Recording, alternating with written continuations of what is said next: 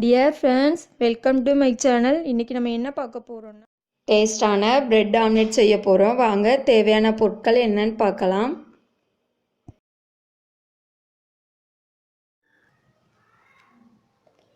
Bread slice எடுத்துருக்கோம். உங்களுக்கு எவ்வளோ தேவையோ அத்தனை பிரெட் ஸ்லைஸ் எடுத்துக்கோங்க. 4 முட்டை, ஒரு பெரிய வெங்காயம் நல்லா சாப் பண்ணி எடுத்துக்கணும்.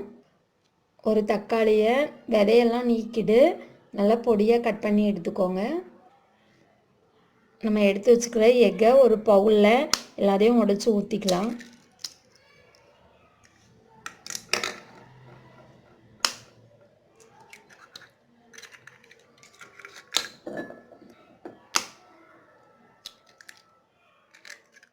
நாலு எக்கையும் உடைச்சாச்சு. இப்போ நம்ம எடுத்து வச்சுக்கிற ஆனியன் இதில் மிக்ஸ் பண்ணிக்கலாம்.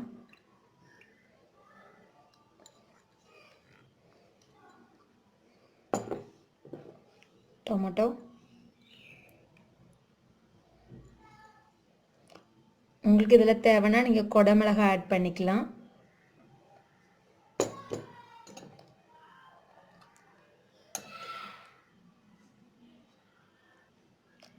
தேவையான அளவு உப்பு ஆட் பண்ணிக்கலாம். காரத்துக்கு தகுந்த மாதிரி பெப்பர் பொடி ஆட் பண்ணிக்கோங்க. கொஞ்சமாக ரெட் சில்லி பவுடர் ஆட் பண்ணிக்கலாம்.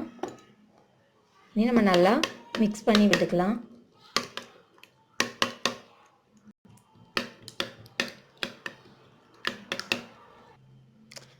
நல்லா மிக்ஸ் பண்ணி விட்டாச்சு. இனி நம்ம தோசைக்கல் அடுப்பில் வச்சுட்டு டோஸ்ட் பண்ணி எடுத்துடலாம் ப்ரெட்டை. தோசைக்கல் அடுப்பில் வச்சு நல்லா ஹீட் ஆகிட்டு இருக்கு. கொஞ்சமாக பட்டர் ஆட் பண்ணிக்கலாம். பட்டர்னாலும் ஆட் பண்ணிக்கோங்க, நெய்னாலும் ஆட் பண்ணிக்கலாம், ஆயில்னாலும் விட்டுக்கலாம்.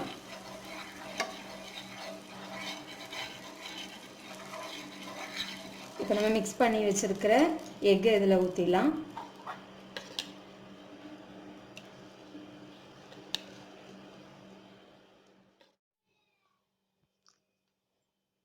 மேலே அப்படி நம்ம ஒரு சைடில் ப்ரெட்டை வச்சிட வேண்டியதான்.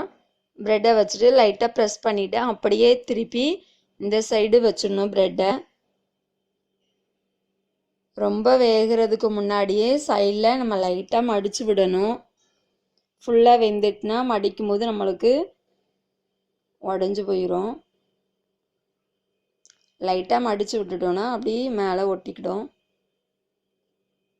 இந்த பக்கம் இருக்கிற ப்ரெட்டை அந்த பக்கம் அப்படியே நம்ம திருப்பி விட்டுக்கலாம்.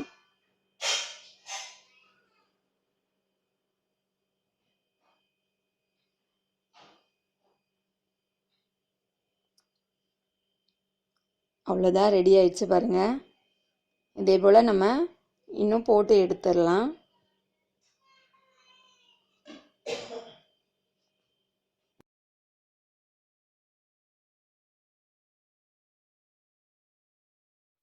ரெண்டு ப்ரெட்டு போட்டு எடுத்துட்டேன். அது போக கொஞ்சமாக எக்கு கலக்குனது மீதம் இருக்குது. ஒரு ப்ரெட்டில் நடுவில் ஒரு நல்லா மூடி வச்சு கட் பண்ணிட்டோன்னா நல்லா ரவுண்ட் சேஃபாக வந்துடும். அப்போ சென்டரில் அதை ஊற்றிட்டோன்னா இந்த ப்ரெட் ஆம்லேட் கொஞ்சம் டிஃப்ரெண்ட்டாக இருக்குது பாருங்கள். இந்த மாதிரி ஒரு மூடி வச்சு கட் பண்ணி எடுத்துக்கணும். நல்லா ஷார்ப்பாக இருந்துச்சுன்னா நீங்கள் கட் பண்ணிவிட்டு இந்த மாதிரி ஊற்றிடுங்க.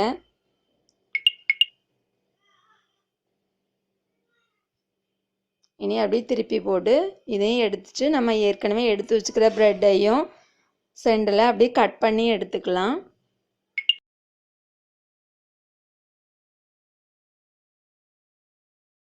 ப்ரெட் ஆம்லேட் போட்டதை எல்லாம் நல்லா கட் பண்ணி எடுத்தாச்சு பாருங்கள், எவ்வளோ அழகாக வந்திருக்குன்னு. நீங்களும் இதை போல் ட்ரை பண்ணி பாருங்கள். இந்த வீடியோ பார்த்ததுக்கு தேங்க்யூ டியர் ஃப்ரெண்ட்ஸ். இந்த வீடியோ பிடிச்சா சப்ஸ்கிரைப் பண்ணுங்கள், பெல் பட்டனை கிளிக் பண்ணுங்கள், லைக் பண்ணுங்கள், கமெண்ட் பண்ணுங்கள், ஷேர் பண்ணுங்கள். Thank you dear friends.